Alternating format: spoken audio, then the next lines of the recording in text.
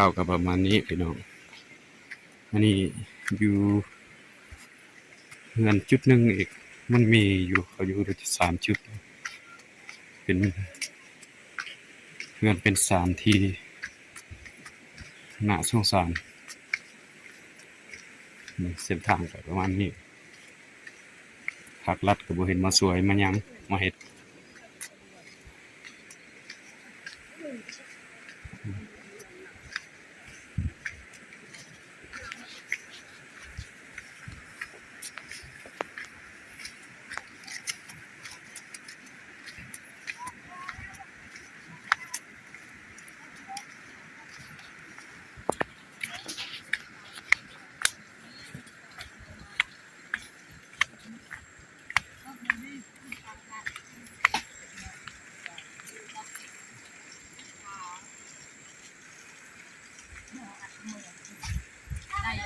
การที่พักอาศัยเรือนซานก็เด็ดนี้หมดแหละ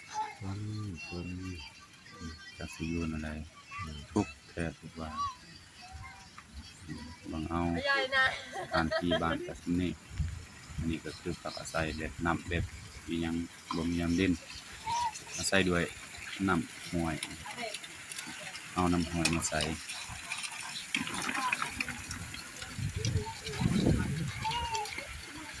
มีหลายๆจุด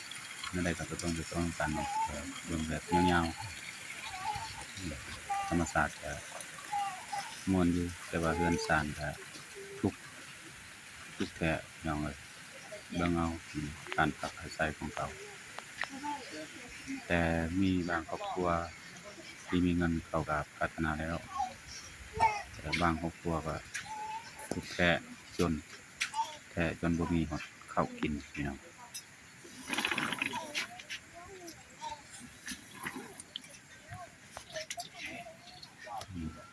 สถานที่เรือนแบบนี้แหละนี่เป็นบ้านอยู่นอกอยู่ชนบทนะครับ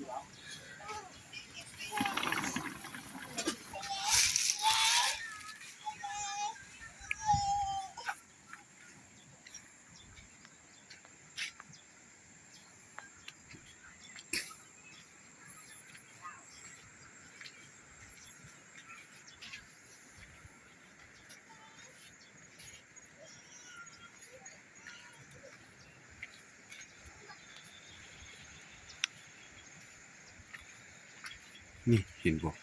เฮือนนั่นว่าน่ะจะเป็นเฮือนครอบครัวหนึงแล้วก็นี่ครอบครัวหนึ่งที่ทุกข์แท้ทุกว่าพี่น้องเอ้ยเป็นตาลำบากเลย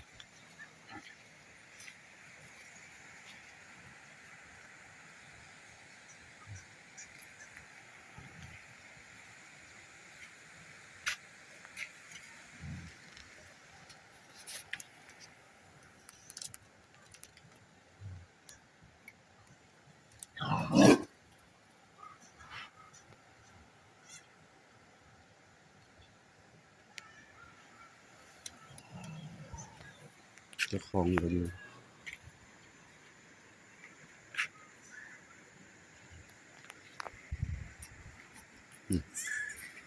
ทุกข์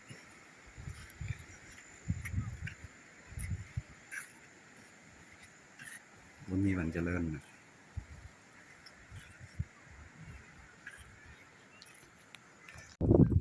ครับทักทายสวัสดีพ่อแม่พี่น้องที่ได้เบิ่งได้ชมนี่ก็เป็นบ้านหนึ่งเนาะบ้านที่ทุกข์กว่าหมู่เนาะอยู่ในเขตชนบทเมืองกะลืมแขวงไส้กรองไปเบิ่งไปชมกันเฮือนศาลเป็นจังไดและมีผู้พอกินพออยู่ก็ได้สร้างแล้วก็ได้เฮ็ดเฮือนกำลังเฮ็ดเนาะกำลังสร้างแต่ว่าผู้ทุกข์จนก็ไปเบิ่งเฮือนเขาเจ้าก็ประมาณนี่แหละ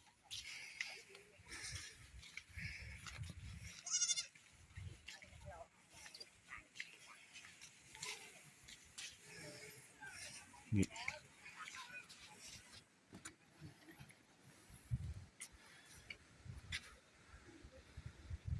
ศาลเขาเจ้าก็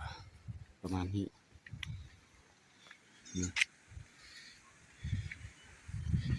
ตผู้จอมดอย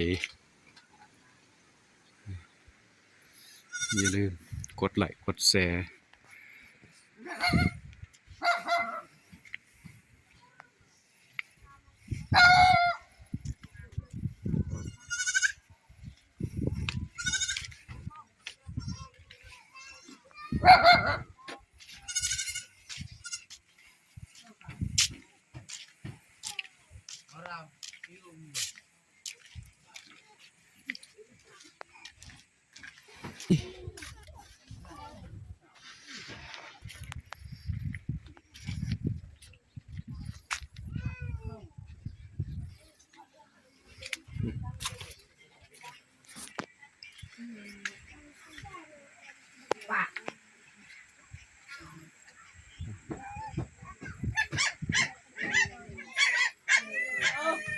เขตผู้